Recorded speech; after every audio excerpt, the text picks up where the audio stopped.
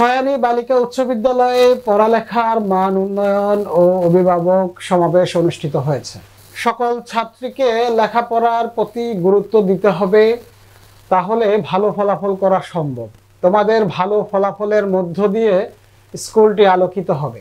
বৃহস্পতিবার দুপুরে ছয়ানী বালিকা উচ্চ বিদ্যালয়ে পড়ালেখার মান উন্নয়ন, নতুন কারিকুলামের আলোকে উন্মুক্ত আলোচনা ও অভিভাবক সমাবেশ অনুষ্ঠানে অত্র স্কুলের ম্যানেজিং কমিটির সম্মানিত সভাপতি ও বিশিষ্ট শিল্পপতি শিক্ষা অনুরাগী আবুল কাশেম দুলাল এসব কথা বলেন।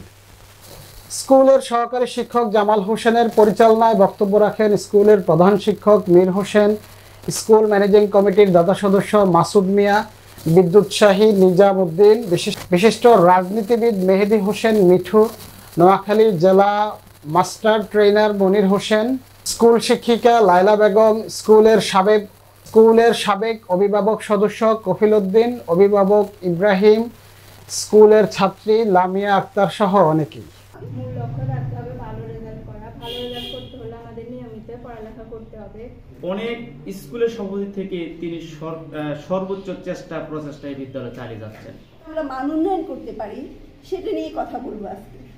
একজন অভিভাবক চেষ্টা করলে পারবেন আপনার সন্তানকে ভালোভাবে উপস্থাপন করা, ভালোভাবে পড়ালেখা করার জন্য সহযোগিতা করতে পারবেন।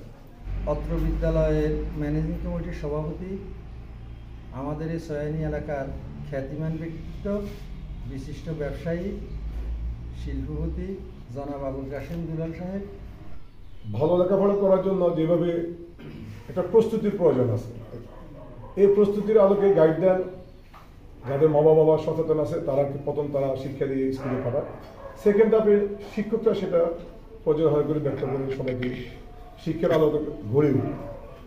মেট্রিক পাসটা হলো মানুষের জীবনের মূল মেরুদণ্ড। আমি বলব একজন শিক্ষার্থী তাকে ভালো কলেজে লেখাপড়া করা এবং ভালো প্রতিষ্ঠানে চাকরি করা, তার জীবনকে উন্নতভাবে গড়ে তোলার লক্ষ্যে একটা মেন মেরুদণ্ড। এই সার্টিফিকেট থেকে, ফাউন্ডেশন থেকে তাকে উঠিয়ে আসতে হবে।